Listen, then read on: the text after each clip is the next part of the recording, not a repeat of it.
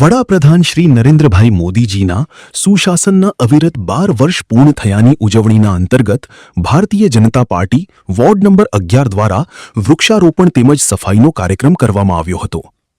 દેશના વડાપ્રધાન શ્રી નરેન્દ્રભાઈ મોદીજીના સુશાસનના અવિરત 12 વર્ષ પૂર્ણ થયાની ઉજવણીના અંતર્ગત વડોદરાના સુભાનપુરા વિસ્તારમાં પંચરત્ન બિલ્ડિંગ પાસે આવેલ સરદાર પટેલની પ્રતિમાને સાફ સફાઈ કરીને પુષ્પોજલિ અર્પણ કરવામાં આવી હતી અને સાથે સાથે વૃક્ષારોપણનો કાર્યક્રમ કરવામાં આવ્યો હતો.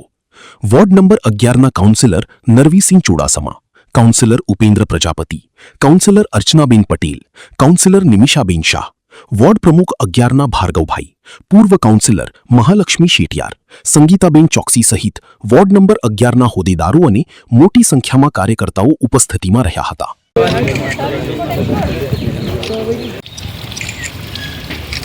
પરફેક્ટ પોઝ આપે.